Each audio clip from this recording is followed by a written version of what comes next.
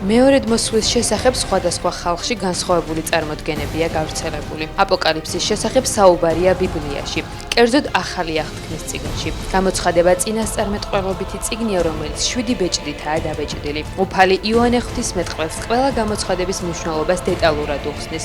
აპოკალიფსის შესახებ წინასწარმეტყველება აგვირგვინებს სახარებას. იოანე ღვთისმეტყველის გამოცხადება იმ უხმასალას იძლევა, რომლითაც სრულ სინამდვილისგან უნდა გავარჩიოთ და ანტიქრისტეს მიერი ძაღლებისგან მუდმივად ფრთხილად ვიყოთ. ეს არის არა მარტო წინასწარმეტყველების პროგრამა თუ რა მოხდება მეორედ მოსვლამდე და მის შემდეგ, არამედ ეს არის დარიგება და უზარმაზარი სიბრძნე, რომელიც ცხოვრებაში ყოველთვის დაგვჭირდება. ცნობილია, რომ ანტიქრისტე მეძავისგან დაიბადება, რომელიც უდაბნოში ბოროტისგან დაორსულდება.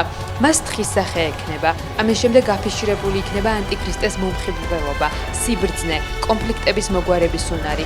ეს ყველაფერი კი ბოროტების ნაყოფს უეცრად გამოიღებს. მას 3 წელიწადნახევარში ძალაუფლება და სრული თავისუფლება მიეცემა. სხვა გადმოცემის თანახმად, მარადიულ ქალაქად წოდებულ რომში განთავსებულია ტაძარი, რომელიც სან პაოლო ფუორო ლემურას სახელითაა ცნობილი. როგორც კათოლიკები ამბობენ, ეკლესიის ინტერიერის რამდენიმე დეტალი სამყაროს აღსასრულის შესახებ მომცნობს. თავისი ხანგრძლივი ისტორიის მანძილზე სან პაოლო ფუორო ლემურას თავს უამრავი განსასწრელი დაატყდა.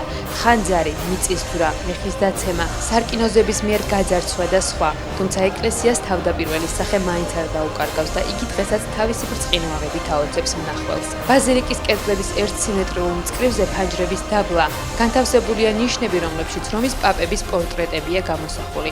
მათთან ძალიან საინტერესო ლეგენდაა დაკავშირებული. მას შემდეგ, რაც დღეისთვის არსებულ ცარიელ ნიშნებს, მომდევნო პერიოდების რომის პაპების პორტრეტების სრულად შეავსებენ, სამყაროს აღსასრული, ანუ აპოკალიფსი დადგება. ამ მომენტისთვის ბაზილიკის კედლებზე 6 ცარიელი ნიშაა დარჩენილი.